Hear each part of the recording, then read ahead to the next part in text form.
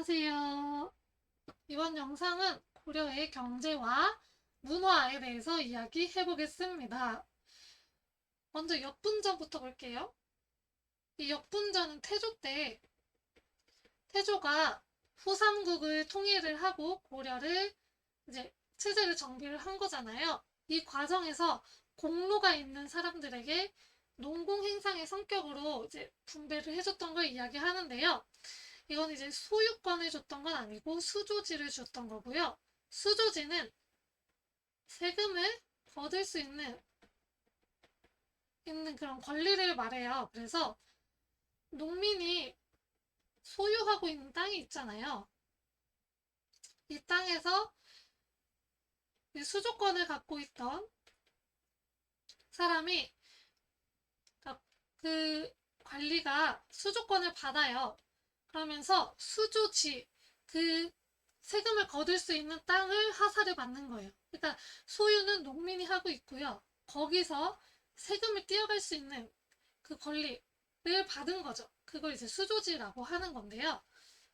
요거 수조지를 지급을 해줍니다. 그리고 경종 때가 가면 시정 전시과를 설치를 하는데요. 전시과가 시작이 된 거라서 시정전시과라는 이름이 붙었고요. 전직과 현직을 모두 줬습니다. 그래서 지금 일을 안 하고 있는 사람한테도 뭐 녹봉, 지금으로 따지면 월급이죠. 월급을 계속 준 거예요. 그리고 인품을 고려를 했다는 거죠. 이게 관직에 따라서 준 게 아니고 그 사람의 인품, 뭐 성품 이런 거에 따라서도 줬다는 거고요. 그 사색 공복제라는 것은 그 관리들을 4개의 등급으로 나눠서 색깔을 다 다른 옷을 입혔어요. 이거에 따라서 관직이 구분을 시켰던 거고, 요거에 따라서 차등 있게 그 전시과를 지불을 해줬다는 겁니다. 그리고 목종 때 개정 전시과가 시행이 되는데요. 전시과를 개정했다 해서 개정 전시과고요. 이때도 여전히 현직과 전직에 모두 주었고요. 그리고 이때는 인품은 고려하지 않고 관품만 고려하였습니다. 그리고 지급액이 전체적으로 감소를 하게 되고요. 문종 때 경정, 이게 다시경자거든요. 경정전시과, 전시과를 어, 다시 개정을 하는데 이때는 이제 현직만 지급을 하게 돼요. 드디어 전직은 주지 않아요. 왜냐하면 땅이 부족하기 때문이죠. 네, 현직만 주게 되고요. 그리고 이 무반에 대한 대우가 향상이 되는 이유는 거란이 침략을 했을 때 이 거란과 전투에서 무반들이 엄청나게 많이 싸웠잖아요. 그거에 대한 대우를 해줘야겠죠? 그래서 무반에 대한 대우가 향상이 됐던 겁니다. 그리고 녹과전이라는 것을 또 그 다음에 지급을 하는데 이 녹과전은 더 이상 녹봉을 지급할 수 없는 상황에 이르게 된 거예요. 그래서 녹과전이라는 걸 지급을 해서 경기 파련, 경기에 있는 8개의 현에 있는 토지를 지급을 해줬던 거고요. 과전법은 그리고 이성계 정도전에 의해서 실시가 됐던 건데 당시 권문세족이 너무 부패해 있어서 이 권문세족들의 수조권을 모조리 다 빼앗고 이 수조권을 다시 재분배했던 것을 과전법이라고 하고요. 특이하게 이제 사패전이라는 게 있는데요. 당시에 워낙 이제 줄 땅이 부족하다 보니까 알아서 개간을 하게 하고 요 개간한 토지에서는 세금을 걷지 않고 그 땅을 소유할 수 있게 해줬어요.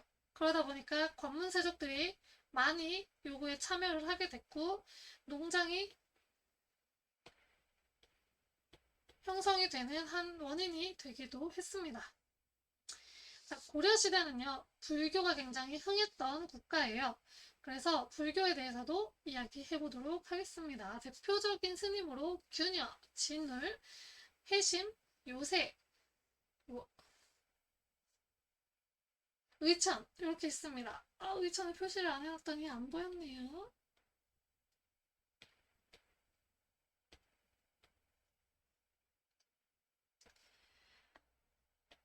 자, 균여부터 보면요. 균여는 보현 10종 원한가라는 책을 지어서 이 보살의 실천행이라는 것을 이야기를 했고, 성상융회라는 것을 이야기하면서 이거는 이제 전제 왕권 강화에 기여했다고 합니다. 의차는 교관경수를 주장을 하는데요. 의차는 교종을 중심으로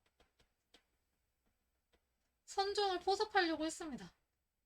그래서 교종이 좀 우위에 있었던 그런 통합 방식이었고요. 천태종이라는 새로운 종파를 개창을 하게 되고, 신편제종교장 총록이라는 책을 펼치는데, 이건 이제 대장경 편찬할 때 필요했던 뭐 지침서 같은 거라고 이해하시면 돼요.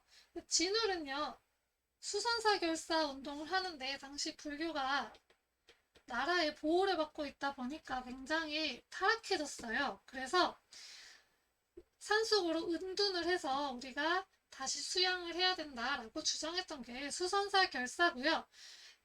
진울은 원효하고 마찬가지로 일심이라는 것을 주장을 합니다. 그리고 수행 방법으로는 이런 것들이 있는데 이건 크게 중요하진 않고요. 사상으로 도노점수와 정해쌍수가 있습니다. 도노점수는요, 도노와 점수가 합해진 거를 말하고요. 도노는 내가 문득 뭔가 깨닫는 거예요. 수행하는 도중에 누가 말해주지 않았지만 내가 그 수행을 통해서 갑자기 내가 깨닫는 거죠. 이걸 도노라고 하고요. 점수는 요 깨달은 거를 그냥 깨닫는 상태에서 끝나면 안 되잖아요. 그래서 점진적으로 수양을 해서 요거를 내가 수행을 해야 된다. 내가 직접 실행을 하는 게 중요하다라고 하는 게 점수입니다. 우리 공부할 때도 마찬가지, 우리가 삶을 살 때도 갑자기 뭔가를 깨달았어요. 아, 하지 말아야지. 이거 하면 안 되는구나. 라고 깨닫고 나서 점수가 같이 동반이 돼서 정말 하지 말아야지. 그냥 깨닫기만 한다고 해서 정말로 그게 내가 깨달아진 게 아닌 거거든요. 그거는 그냥 왜냐면 하지 말아야지 이 생각은 누구나 다 해요. 그렇기 때문에 이게 실천까지 옮겨졌을 때 진정으로 깨달았다라고 할 수가 있겠죠. 다음 정해쌍수 같은 경우에는 정과 해를 함께 수행해야 된다라고 이야기했던 것입니다. 이 진울은 최씨 정권, 최신 무인 정권의 최충원이 지원을 해주면서 점차 보수적으로 좀 바뀌어 나가게 됩니다. 다음 해심이라는 스님은요, 해심 또한 무신 정권과 굉장히 밀착이 돼 있었어요. 그리고 해심은 유교하고 불교를 일치시킵니다. 그래서 그 성리학이라는 이게 남쪽에 있는 송나라 시절에 주희라는 사람이 만들었는데요. 이 주희도 유교, 불교, 도교의 교리를 좀 이렇게 종합을 해서 만든 게 성리학이에요. 그래서 약간 우주론, 심성론, 이런 걸 이야기하거든요. 성리학이. 근데 원래 불교는 원래 유학은 이런 걸 이야기하지 않았잖아요. 그래서 유불일지서를 해심이 이야기를 하면서 나중에 이 성리학의 우주론과 심성론이 고려에도 정착이 되는데 좀 기여를 하게 됩니다. 그리고 요새라는 분은 법화 신앙이라는 것을 이야기하는데 이거는 내 행동을 반성하는 걸 이야기를 해요. 내가 이렇게 수행을 해가지고 교육이 부족한, 배움이 부족한 사람도 자기가 수양을 해서 자기 이제 반성을 하는 것을 법화 신앙이라고 이야기합니다. 이분을 이제 백년사에서 이런 것들을 해서 백년사 결사라고 이야기를 합니다. 원 간섭기 때에도 뭐 불교가 계속 있었겠죠. 이때 이제 운몽묵이라는 분이 서민불교를 또 지향하기도 했다고 합니다. 막 크게 중요한 건 아니고요. 그리고 불교하면 또 대장경을 빼놓을 수가 없죠. 대장경은 부처님의 말씀을 적어놓은 책들이에요. 그래서 이걸 주로 언제 했냐? 외부가 침입을 했을 때 이 대장경을 편찬을 해서 부처님의 말씀으로 외세의 세력을 무찌르겠다 해서 편찬한 게 대장경이거든요. 초조대장경은 거란의 2차 침입 때고 우리가 팔만대장경으로 알고 있는 제조대장경은 몽골의 침입 때죠. 그리고 이제 속장경이라는 것도 중간에 편찬을 하는데 요거는 의천 스님에 의해서 주도가 되었습니다. 그래서 아까 신편제종교장 총록이라는 거를 지었다고 한 게 바로 요거랑 관련이 있답니다. 자, 다음 어느 나라든지 역사서를 다 편찬을 해요. 우리나라도 지금 그 국가기록원이라는 곳에서 계속 그런 국가적인 기록들을 보관을 하고 있고 어느 나라든지 역사서를 편찬을 하는데요. 고려도 마찬가지였습니다. 먼저 삼국사기를 보면요. 삼국사기는 김부식에 의해서 지어졌고요. 이게 이 당시에 이자겸난이라든지 묘청의 난 일어나면서 이게 몽골에 의해서 일어났던 반란들이잖아요. 그래서 중앙의 그런 위상이 좀 하락을 했어요. 그냥 중앙에서 그렇게 막 흔들리고 있으니까 위상이 하락을 해서 요거를 재확립할 필요에 의해서 만들게 된 책이고요. 유교 질서에 기반을 했어요. 김부식은 유학을 좀 숭상을 해서 그렇기 때문에 이 신화를 비판하기도 했습니다. 객관적 태도를 중시해서 신화를 비판한 것도 있고 유교 질서에 기반을 했기 때문에도 있어요. 그래서 단군 신화를 싫지 않았어요. 그리고 이 사람은 신라 계승의식이 있었어요. 왜냐면 자기 조상이 신라 사람이었거든요. 그래서 고조선이나 사만을 기술하지 않고 우리 그 한반도의 역사를 삼국시대부터 시작을 시켰는데 그 중에서도 신라가 제일 먼저 건국됐다라고 역사 왜곡을 하였습니다. 다음 동명왕편에서는요. 요거는 동명왕편이라는 책이 있는 게 아니고 어떤 책에 속해 동명왕편의 그 챕터로 속해 있는 동명왕편이고요. 이거를 만든 이유는요. 이제 고구려에 대한 이야기를 쓴 건데 고려가 고구려를 이은 나라라고 생각을 했잖아요. 그래서 이 고려의 문화적 우월성을 확인하기 위해서 동명한 편을 지었고요. 5개의 글자로 된 시예요. 그래서 그냥 이렇게 쭉쭉 서술된 책이 아니고 5글자로 한자 썼잖아요. 이때는. 그래서 5개의 한자로 이렇게 했던 시예요. 시. 이거는 동명한 건국 설화를 실어놓은 책입니다. 그리고 해동 고승전이라는 책을 각훈이라는 분이 지으셨는데 이건 이제 불교 또한 우리나라 불교의 독자성을 확인하기 위해서 또 지은 책입니다. 다음 삼국사기와 양대산맥을 이루는 고려의 책 삼국유사가 있습니다. 이거는 일련이라는 스님이 지었습니다.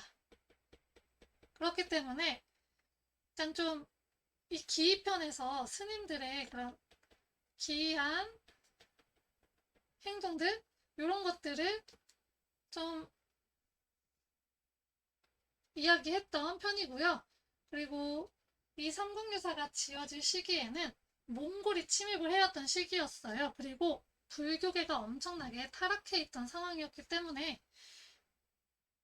우리 약간 민족 주체성을 살리고 그리고 스님이기 때문에 이런 불교계의 타락상을 좀 바로잡기 위해서 지은 책입니다. 여기서는 삼국사기와 다르게 단군 신화가 있죠.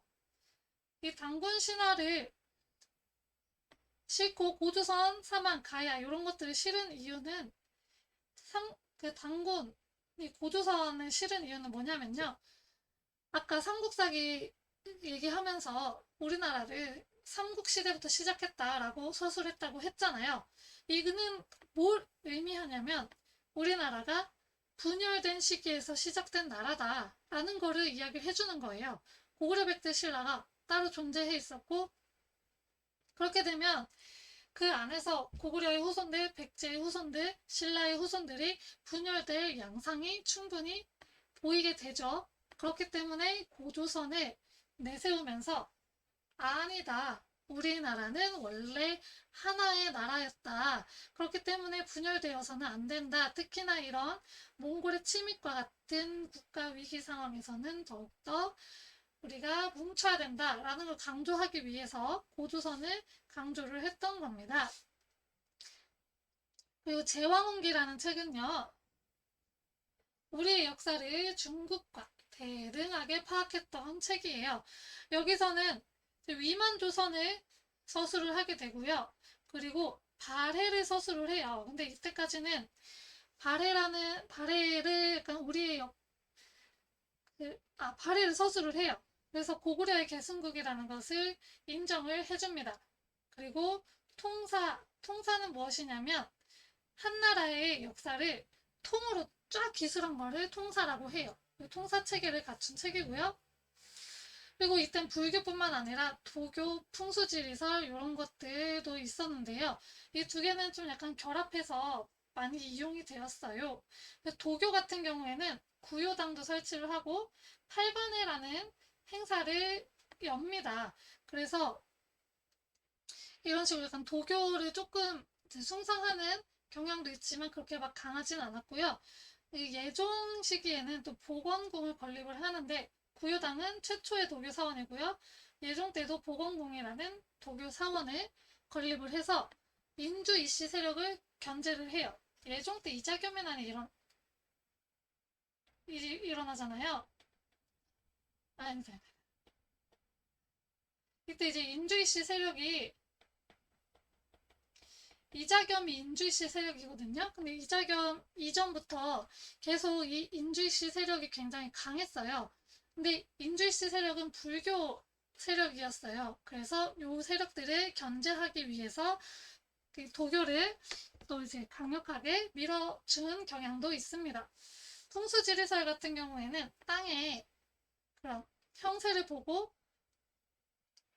이 땅에다가 뭘 지으면 잘 될 거다. 묘자리라든지 뭐 궁궐, 집 이런 것들을 이제 여기다 지으면 잘 된다. 이런 게 풍수지리설이잖아요. 이 대표적인 거는 이제 지기세왕설, 지덕세왕설 이런 게 있는데 처음에 좋았던 땅도 시간이 지나면 점점 쇠락한다라는 얘기고요. 이 풍수지리설에 의해서 평양과 한양이 좀 새롭게 떠오르게 되고 평양에 서경을 짓고요. 한양에는 남경을 설치를 합니다.